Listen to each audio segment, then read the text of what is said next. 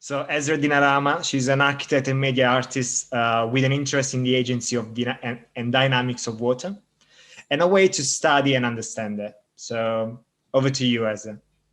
Thank you. Thanks for inviting me. And I want to congratulate you on the project. I saw it online and I was very curious who's working on water and flows, which is something that really interests me. In general, as Vincenzo said, I'm an architect, but I'm interested in landscape and ecology, mostly because they are an interdisciplinary way of looking at the world. And I think that water should be looked at in an interdisciplinary way. I wanted to start off by this image of, these drawings of Leonardo da Vinci. One, because the day that Vincenzo contacted me, I was looking exactly at these drawings. And I think it's a very interesting way to look at water. One, because Leonardo da Vinci was an incredibly interdisciplinary figure. And then because he was looking at it from the perspective of art and science, which is something that interests me a lot. And from the perspective of studying water in different scales and also different time scales, which is something that I'm also very much interested in. I took some projects. I wanted to show you some of my encounters with water in mostly design projects, mostly in landscape design that I was involved in. This is a flood park. This is for a competition that we did with Elisa Cattaneo, who is a landscape architect, and Peter Eisenman, architect in New York, and Lorenzo degli Esposti. It was for a master plan in Budapest. Now this, the whole competition we did, I was a project leader for the landscape and urban design. We did somehow 3 different sides, but I will be showing just one of the sides that's more deeply, let's say, related to water. Now it's in River Danube, and in Budapest, Danube is very much closed to the city. The city doesn't have access in terms of experience so much, ironically, with the water. So our idea was how to bring such a dynamic and moving force into the experience of everyday life for the citizens, and also into the landscape of the city, because the water in Budapest is extremely flooding, and it's also problematic because the site is also very much polluted. So our intervention was to study the dynamics, the geometry of how water moves, which is something that can be done today somehow with the tools that we have. So all the way that the water moves, like oxbow lakes and levees, how water enters from one side and it creates gaps in the landscape. We were studying them and having an idea how to bring them inside and make it an, let's say, time experience.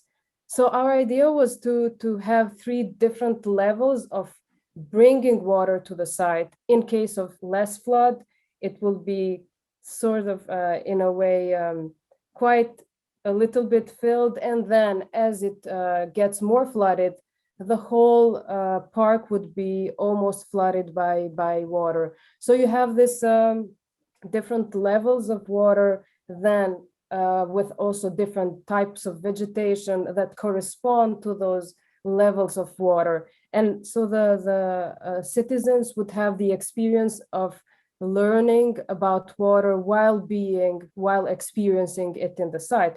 At the same time, closing this chapter of cutting down water just because it has a dynamic nature, right? So including the dynamic nature of water into our life, and also all the other things that it implies, like it's not welcomed in the cities because it's polluted, etc. So just sort of this immersive, ever-changing landscape because of water. This is another exhibition in which I was involved in, Museum of Peci in Prato. And again, our idea was the representation of water in the city. Now, this was in the occasion of a new operational plan. in Prato, and parallel to what the municipality was presenting as visible aspects of the city, we were representing invisible aspects of the city, and one of them was water. So I consider water a very invisible aspect, which is not right. It's not something physical. It's not something that is represented in plans and planning of the city. And our idea was to give to the citizens a lens of their city through the lens of water. So we were representing different ways that water is present in the city, through the river, through the topography, so water runoff, and through also wells, which are man-made. So completely different agencies of water represented in different ways, and how they are intertwined with not only other elements of the environment, but with urbanity itself, which is something that, again, it's not present in the imaginary of the city. Another research project that I did last year for a workshop for River Po is studying through digital tools how the dynamics of rivers are. So again, also in teaching, the idea of water always is to study it through different layers in different scales. So my research was to show also the students how, in order to study water, it should be studied also in different scales that go not only in spreading, in territory, but also in depth. Because in order to study water, we should go into geology, hydrogeology, then hydrography in order to study it. So here we were showing how the geology that supports that kind of water being in the territory, then how it supports it through topography, and then the local water basins that are created in order to be able to work with water at a smaller scale. So there's a whole different multi-scalar and in terms of territory and time that happens. Again, another projects which we work together with a landscape architect, Elisa Catano, and in this case, studying really local changes in topography that could support water staying a longer time in the site, and due to that, then generating a vegetation pattern that could, in a longer time, also support even more water. So this idea of constructing ecologies of water is something that is, I think, really interesting, and it's something that we should also, in design and in general, that we should, let's say, own it. We should construct water and we should design it. Another project, this was my master thesis, and my master thesis was including the concept of disturbances in landscape and in architecture. Now, disturbances is a concept that is in ecology, something that is changes in the environment that cause changes in the ecosystem.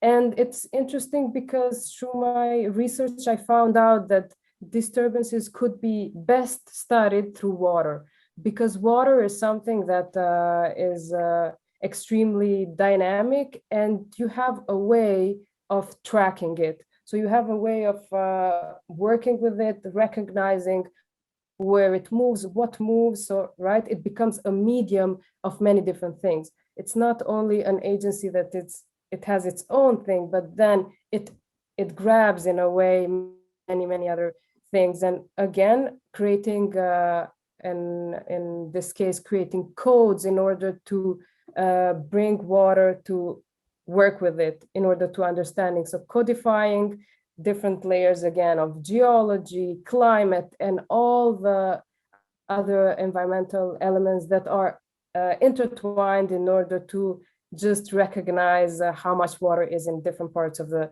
territory. and again, simulations of how water works within the local, local changes in topography.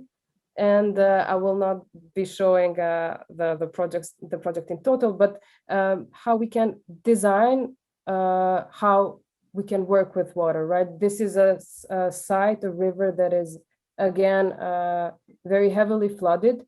So my idea was to create these wetlands, to construct this performative land work that could include water in its design, right? So that you bring water to the site, you design its way, and then you let it change through time so that it sort of has its own life after some constructed ecologies.